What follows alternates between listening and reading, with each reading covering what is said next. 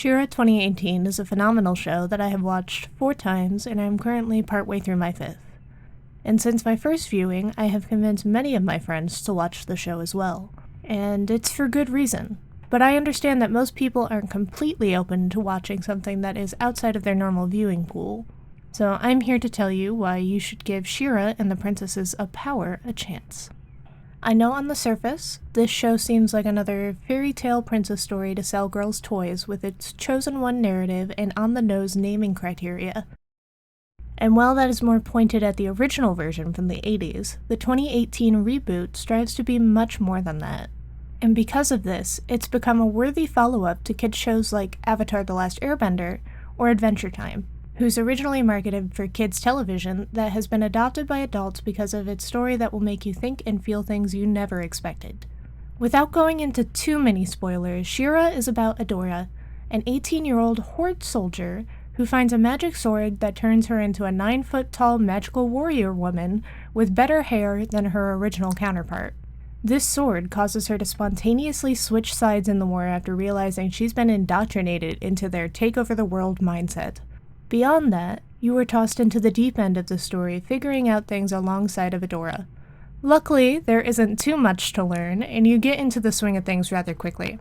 But with all of this in mind, She-Ra tends to start sounding like a black and white good versus evil kids show, but it's more than that. Both sides of the war have an interesting cast of characters who have nuance to their motives and choices of their followers.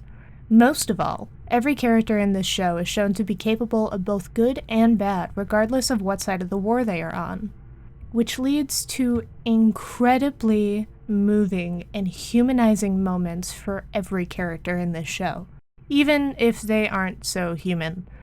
The story does take a little bit of time to get started, but I'll be honest, for me, it didn't feel that way. I tend to have shows on in the background while I'm doing other things, until that show decides to grip me with its story that I can do nothing else but watch. But for me personally, She-Ra almost immediately dragged me into the story with Adora.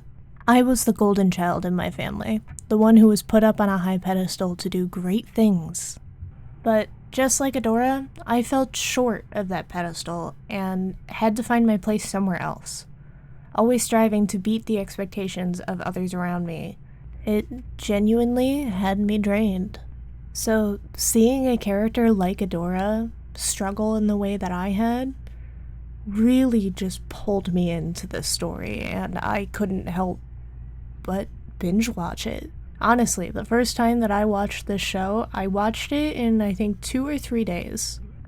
But beyond the scope of the main plot, the show in general covers things like recovering from abuse, how to heal broken trust, found family, making big mistakes and learning from them, how to build new relationships after abuse, and lots more nuanced story beats.